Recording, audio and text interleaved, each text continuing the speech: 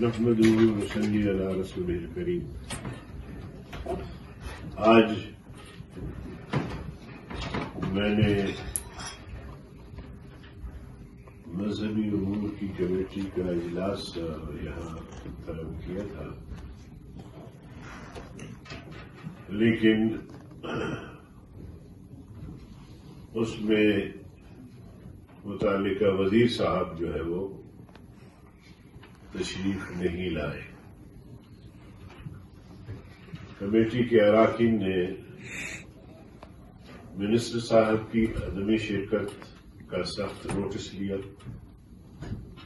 اور احتجاجاً اجلاس کو برخاست کیا اور ان کی عدم شرکت کا نوٹس لیتے ہوئے آئندہ اجلاس میں ان کی شرکت کو یقینی بنانے کے لیے کہا گیا۔ جب سے میں اس کمیٹی کا چیئرمین منتخب ہوا ہوں، اس وقت سے میں دیکھ رہا ہوں کہ منسٹری سنجیدہ مجھے نظر نہیں آ رہی، اور جتنے بھی ہمارے اجلاس ہوئے ہیں ایک آدھ کے علاوہ منسٹر صاحب کو تشریف نہیں لائے۔ شاید ایک میٹنگ میں آئے تھے شروع میں،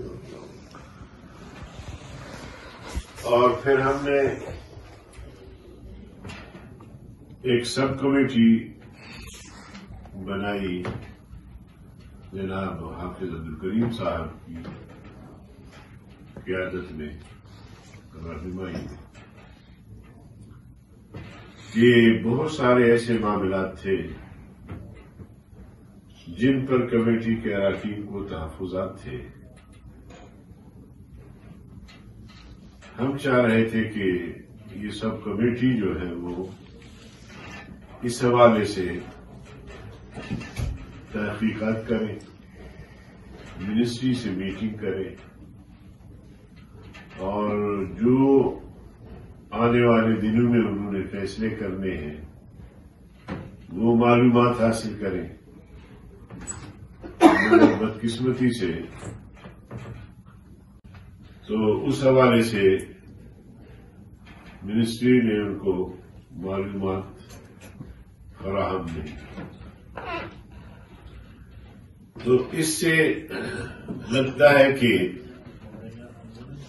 دال میں کچھ کالا ہے۔ بعض لوگ کہتے ہیں کہ پورا دال ہی کالی ہو گئی ہے، ورنہ باقی بھی اسٹینڈنگ کمیٹیاں ہیں، ان میں اکثر و بیشتر منسٹر صاحب خود شریک ہوتے ہیں، ان کے تمام ذمہ داران، اور یہ ایک ایسا ادارہ ہے کہ اس سے پوری قوم وابستہ ہے۔ حج کا معاملہ ہے،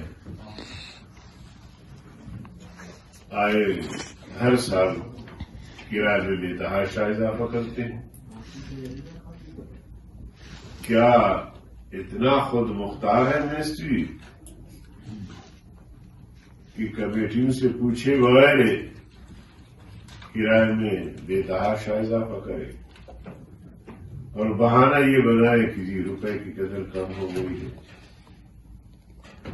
روپے کی قدر بھی تو آپ کی پالیسنگ کی وجہ سے کم ہو گئی ہے، مگر مہینے ہم سب کتنے مہینے پہلے پیسے وصول کرتے ہیں؟ تقریباً 6 مہینے۔ 6 مہینے،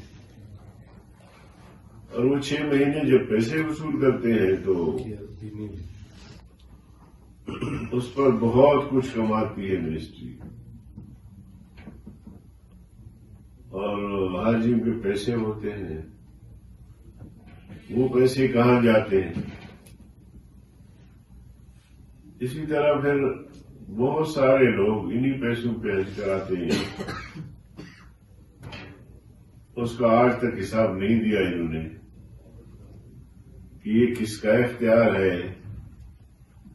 وہاں تو فری میں آپ نے کئی حاجی بھیج دیے، سینکڑوں میں نہیں شاید ہزاروں میں. تو یہ ساری صورتحال ہے، مگر ہم ایک مہلت دینا چاہتے ہیں منسٹری کو کہ آنے والے اجلاس میں منسٹر سمیت پوری منسٹری حاضر ہو اور وہ ہمارے ممبران کے تحفظات کو دور کرے، ورنہ ہم اس حج پالیسی کو مسترد کر سکتے ہیں. قوم اگر ان تک اس حج پالیسی کو مسترد کر سکتے ہیں، قوم اگر ان تک نہیں پہنچ پاتی تو ہم تک تو ہر فرد پہنچتا ہے، اور ہر فرد کی چیخیں نکل گئی ہیں کہ عام غریب آدمی شاید حرمین کا محبت دل میں لیے اس دنیا سے چلا جائے، اس کی بس سے تو باہر ہو گیا ہے. وہ ملازمین بیچارے جو ایک ایک روپے جمع کر کے حج اور عمرے کے لیے کوشاں رہتے ہیں، ان کی ارمانیں میں پتہ نہیں کیسے پوری ہوں گی. جو برسر روزگار ہے، چلو پینشن سے کوئی بچت کی اور چلا گیا، ممکن ہوا اس کے لیے. عام محنت مزدوری کرنے والے لوگ جو ہم سے اچھے مسلمان ہیں، جو حرمین کی زیارت کے لیے ترستے ہیں، لیکن ہمارے لوگ جو بیٹھے ہیں مذہبی امور میں، اور یہ ان کی ذمہ داری بنتی تھی. اور ہم نے یہ بھی دیکھا ہے، بجش میں خود دیکھا ہے کہ حج کے دنوں میں ہمارے حاجی رولتے ہیں بیچارے. اس میں خود دیکھا ہے کہ حج کے دنوں میں ہمارے حاجی رولتے ہیں بیچارے. نہ ان کو صحیح معنوں میں جدہ ایئرپورٹ پہ یا جہاں جن ایئرپورٹ پہ اترتے ہیں ہمارے حاجی، ان کی رہنمائی رہبری کے لیے، ان کو ضرورت پہنچانے کے لیے کوئی ایسے اقدامات ہوتے ہیں، بلکہ پڑے رہتے ہیں ہمارے بیچارے. باقی ممالک سے حاجی آتے ہیں تو ان کے لوگ موجود ہوتے ہیں، ان کے معلم موجود ہوتے ہیں، فوراً ان حاجیوں کو اپنے اپنے جگہوں پہ بھیجتے ہیں مکہ مکرمہ. لیکن ہمارے حاجی کبھی عزیزیوں میں مظاہرے کر رہے ہوتے ہیں، کبھی کہاں کبھی کہاں.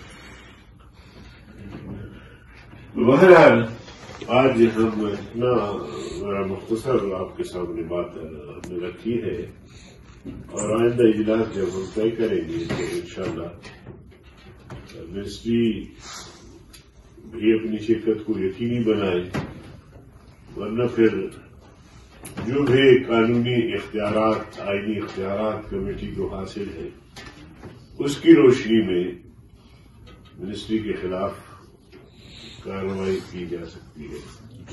بہت بہت شکریہ آپ سے. تو شاید غریب آدمی آئندہ حج نہیں کر سکے گا.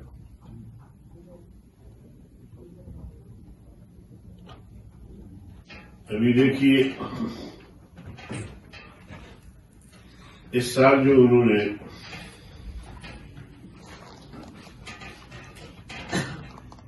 حاجیوں کے اخراجات کے حوالے سے بتایا ہے کہ 5,74,400 روپے ایک حاجی پر خرچہ آئے گا.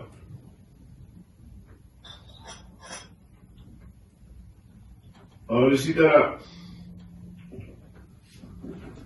گزشتہ سال جو خرچہ تھا وہ 4,48,000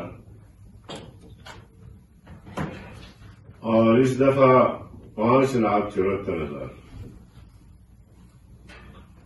تو آپ اندازہ لگائیں کہ 1,25,000 تقریباً 26,000 بیٹھے بیٹھے اضافہ بھی کیا اور کمیٹی کو پتہ بھی نہیں.